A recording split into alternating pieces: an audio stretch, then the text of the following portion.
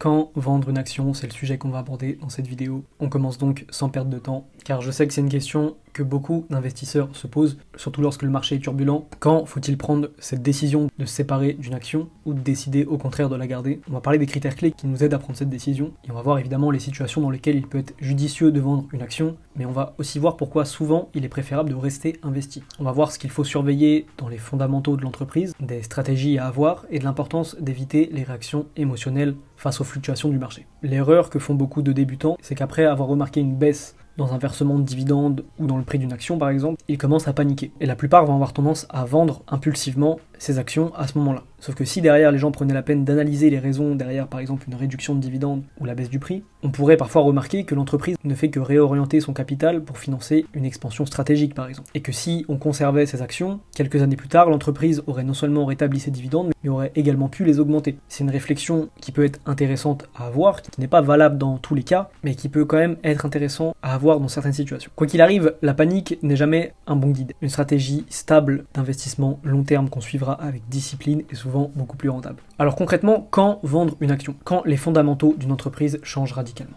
C'est peut-être la raison la plus logique d'envisager la vente d'une action. Donc les signes de détérioration d'une entreprise vont d'une baisse significative et durable du chiffre d'affaires par exemple, d'un déclin de la demande pour les produits ou services de l'entreprise en question, également d'un endettement croissant. Si le ratio d'endettement augmente au point où l'entreprise a du mal à rembourser ses dettes, ça peut poser un risque financier très important. Mais aussi un changement inattendu de la direction ou un scandale de gouvernance pourra signaler des problèmes internes très importants qui pourront nuire à l'image de l'entreprise sur le long terme. C'est d'ailleurs généralement, je trouve, assez mauvais signe d'investir dans les entreprises dont le PDG est un peu trop mis en avant, car on va souvent corréler la valeur de l'entreprise à ce que dit ou fait le PDG en question, et des scandales ou rumeurs qui éclatent sur cette personne pourraient nuire à l'entreprise. Ensuite, pour les investisseurs axés sur les actions à dividendes, une baisse ou une suppression des paiements peut être un signal de vente. Mais il faut toujours aller essayer de comprendre les raisons derrière cette décision. Des fois, ça peut être des raisons temporaires. Parfois, la baisse du dividende est juste due à des obstacles temporaires que rencontre l'entreprise ou à un réinvestissement stratégique. Si la direction montre un plan solide pour rétablir le paiement des dividendes, on pourrait songer à garder cette action. Parfois, ça peut aussi être lié à des problèmes structurels, c'est-à-dire que si la baisse du dividende résulte d'un problème structurel plus profond, comme une diminution constante des revenus ou une perte de part du marché, à ce moment-là, après avoir réanalysé les fondamentaux de l'entreprise, il peut être donc judicieux d'envisager de la vendre. C'est même parfois nécessaire de vendre une action pour des raisons personnelles, que ce soit pour financer un projet majeur, si vous avez besoin de cash dans un instant T, ou répondre à un changement de situation. Quoi qu'il arrive, assurez-vous d'avoir un plan clair avant de liquider vos investissements. Et surtout, prenez en compte les considérations fiscales et financières pour vous assurer que la vente soit dans votre intérêt à long terme. Maintenant, on va voir quels sont les avantages de conserver une action au lieu de la vendre. Souvent, la panique liée aux fluctuations du marché peut facilement pousser un investisseur débutant à vendre prématurément. Mais rappelez-vous que la volatilité fait partie intégrante des marchés financiers. Les corrections temporaires ne sont généralement pas une raison suffisante pour vendre une action. Il faut se concentrer sur les fondamentaux à long terme de l'entreprise et sur une stratégie d'investissement globale.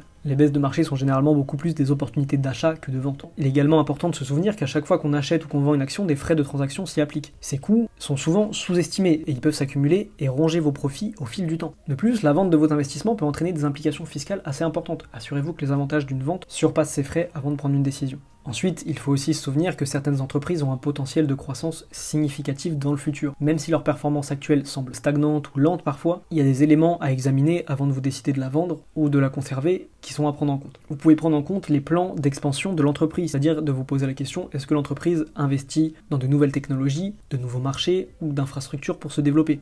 Mais aussi, est-ce qu'elle est en train de développer de nouveaux produits ou services pour répondre à l'évolution des besoins du marché? Et enfin, l'entreprise possède-t-elle un avantage compétitif unique comme une marque forte, une technologie brevetée ou une base de clients très fidèle qui pourrait favoriser sa croissance dans le futur? Avant de prendre une décision de vente ou de conservation, il est important de savoir répondre à ces questions. Ensuite, comme vous l'aurez compris, l'une des plus grandes erreurs qu'un investisseur peut commettre, c'est de laisser ses émotions dicter ses décisions en investissement. Le marché peut parfois être très imprévisible et créer des sentiments de panique ou d'excitation. Mais une fois que vous avez investi, essayez de vous détacher le plus possible émotionnellement de ces fonds. Alors je sais que c'est plus facile à dire qu'à faire, mais essayez de faire l'effort de vous concentrer sur vos objectifs et sur la stratégie à long terme que vous avez définie avant de commencer à investir. Restez discipliné et ne laissez pas la peur ou l'euphorie perturber votre jugement quoi qu'il arrive. Même si évidemment une stratégie n'est jamais figée dans le temps, il peut parfois être pertinent de réévaluer régulièrement sa stratégie d'investissement et de se poser des questions comme est-ce que mes objectifs ont changé? Est-ce que cette action continue de s'aligner avec mes objectifs et ma stratégie? Est-ce que le marché ou l'industrie dans laquelle l'entreprise opère a changé de manière significative? Réévaluer de temps à autre votre stratégie vous aidera à rester aligné avec vos objectifs à long terme et enfin à décider si la vente d'une action ou sa conservation est nécessaire. Quoi qu'il arrive, souvenez-vous que la diversification pourra être votre meilleur allié dans la gestion des risques et donc d'un contrôle émotionnel plus important. En répartissant vos investissements sur différents secteurs et classes d'actifs, vous réduisez l'impact négatif potentiel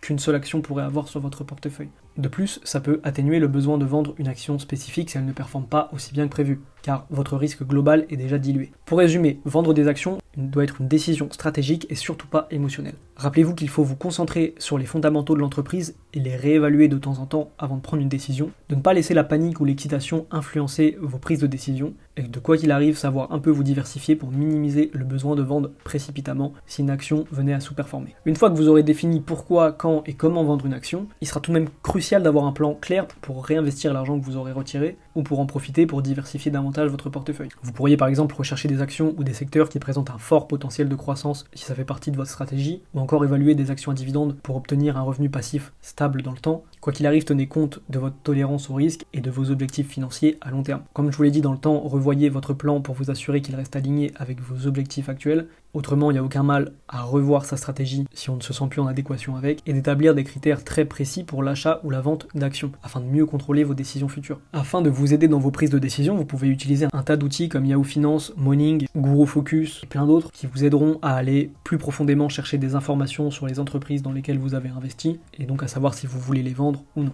L'important est que vous restiez en phase avec vos objectifs. Et également, si vous vous posez des questions sur une entreprise, de suivre régulièrement les actualités vis-à-vis de cette entreprise en question, et de quoi qu'il arrive, continuer à vous éduquer et à vous former sur le sujet, comme vous êtes en train de le faire, même si je suis obligé de vous rappeler que je ne suis pas conseiller en investissement et que mes conseils sont à prendre avec des pincettes, puisque ce n'est pas mon métier, et que je ne peux donc pas vous dire ce que vous devez acheter ou ne pas acheter. Vous pouvez très bien aller jeter un œil à ce que disent les actualités et les gens en général, que ce soit sur des forums, sur des vidéos, ou même dans des livres, sur une action en question que vous hésitez à vendre, et parfois vous trouverez des façons d'aborder certains arguments très pertinents auxquels vous n'auriez pas pensé. Enfin, rappelez-vous que le succès en bourse vient de la persévérance, de la patience et d'une stratégie bien pensée, appliquée avec discipline. Sur ce, je vous remercie d'être resté jusqu'au bout de cette vidéo. Vous savez quoi faire si cette vidéo vous a plu, et je vous dis à bientôt dans une prochaine vidéo. Ciao!